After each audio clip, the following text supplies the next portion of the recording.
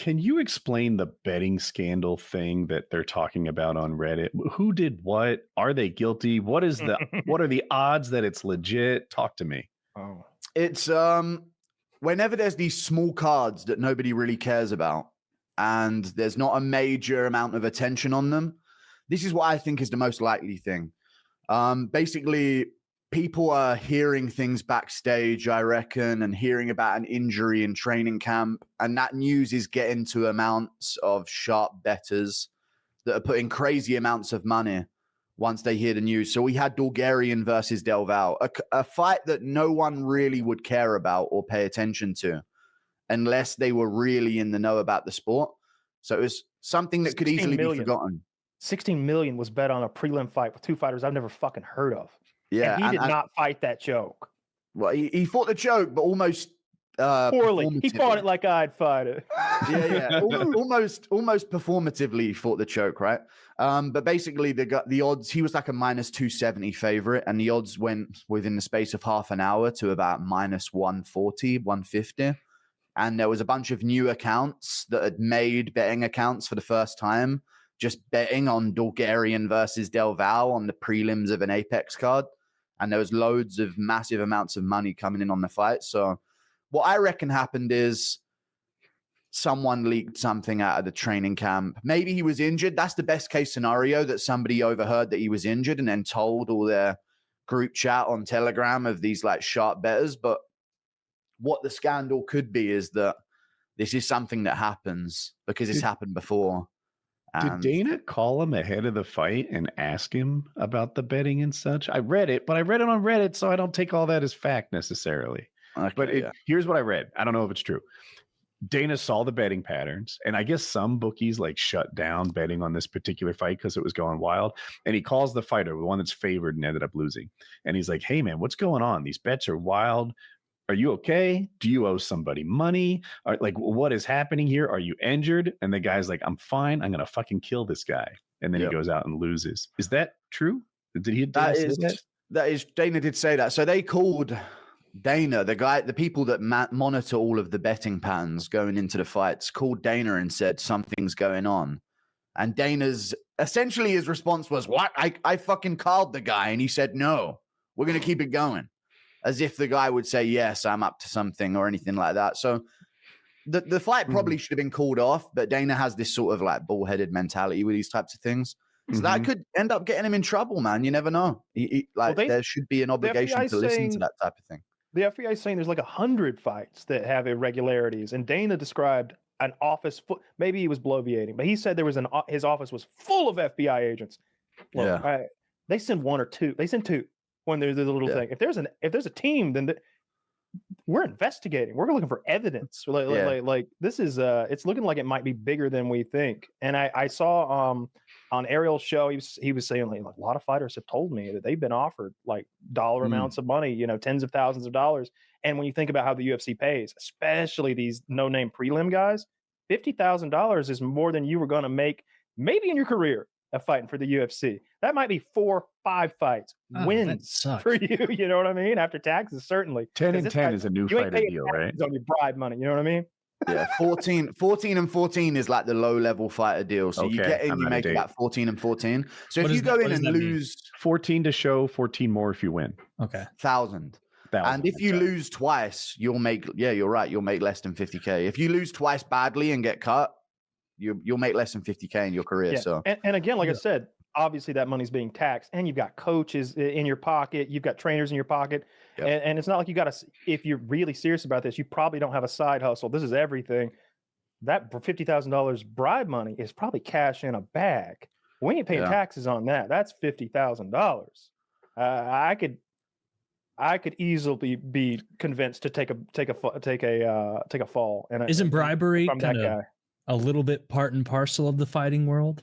Feels like it has been historically with boxing, and you got to take a fall in the fourth. Yeah. Even NBA recently has had the similar thing, right? NBA just got investigated for the same thing. They found a few situations. All it takes is for some guy at a bar to say, if you do knock him down, just go for the submission instead of a knockout, please. Yes. And in some way, you're in a way guilty, even though you're not really, because you're betting on yourself to win. It's a little bit different.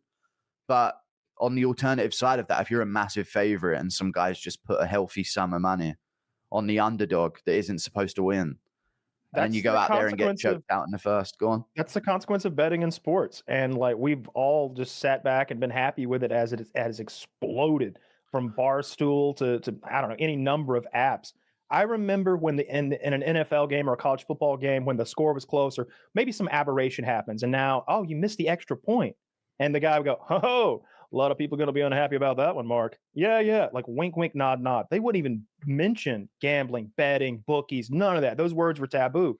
Now it's like we get a pregame show with betting odds and like fantasy football tips so that you can make some money while you watch the Raiders play. It can't be good. Like I don't necessarily think gambling's immoral. I don't know. I've seen the ads, and it seems like it's like you own they say you wear the crown. You know? You're a draft. So now you are the draft king. You are the draft king. And they wouldn't be doing this if they weren't helping people. Well, shit, I stand corrected. Once you're the king of the draft, the ball's in your court, pretty much. 100% like true. You really know what you're getting into. But that's the thing. There was another situation a couple of cards ago with this fight, Darrick Minner versus Shalian Nurdiembeke. It's always these obscure names. Mm-hmm. It's never like an Alex Pereira or a Conor McGregor. But in hindsight, that McGregor Aldo fight was almost too perfect. With him, the Chael Sonnen Fedor fight. Don't say that. Yeah, I mean, when he chucked himself off the back, don't bring Chael into this. I mean, come on. But like even McGregor Aldo, when he was practicing it backstage, was that a rehearsal?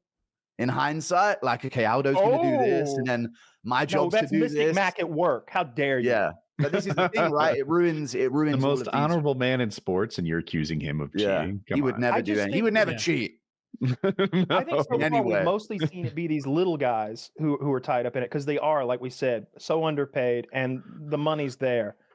Yeah, I don't know anything about Conor McGregor other than he seems to be a scumbag, and I used to like to watch him fight when he did, but I don't think you bribe him to do anything. No, I don't think you can. Like not in his very expensive. Yeah, it'd be very expensive. You'd see betting aberrations. They would need to bet so much that it would the betting would look weird. And then if you look at his losses, like what do they do? Pay him to break his fucking leg? Yeah, right. Yeah. And what they do? Pay him to win. You don't have to pay him to win against Aldo. Like, yeah.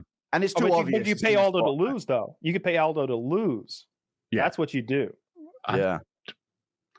I mean, it's not like I'm friends with him, but that's not who Aldo is. Exactly. And not, on top of that, after that humiliation world tour that McGregor took him through, he farted on him. You ever see him fart on him? He farted on Aldo. He stole his belt. Aldo was the champ, long-running champ, Taylor, for like 5-6 years. Like, how did he fart? What was the opportunity presented? Farted on him.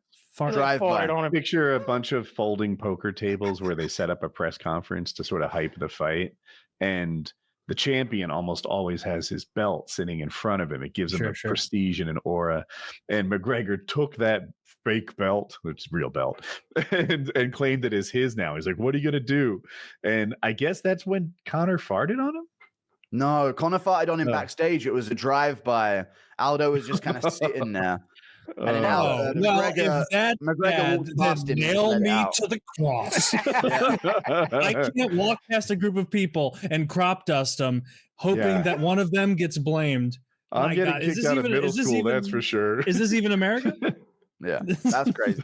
We've never seen someone like break Geneva Convention in the terms of their like warfare before a fight. It was wild. Yeah, but that's like well timed. That's well timed.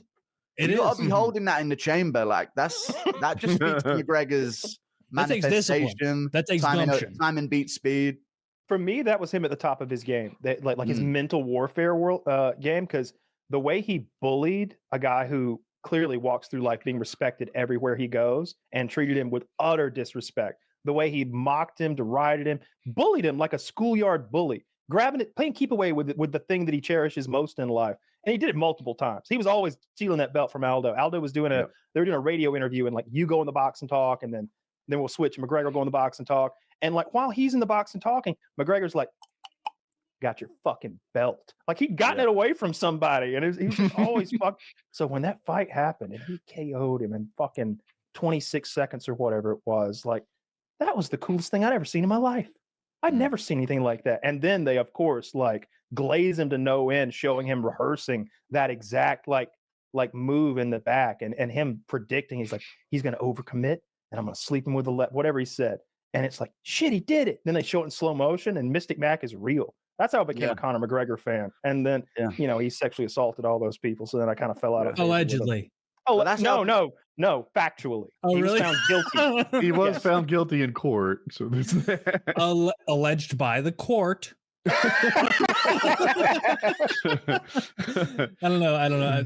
I just feel so uninformed in this conversation. I don't know anything. It'd be good. You can chime in on the other things. MMA's good at that, I feel like, because they have the fighters have these crazy situations go down about them that anyone can get involved. It's always something weird, like the John Jones stuff or the what's so-and-so getting up to. It's always nothing to do with the sport, really.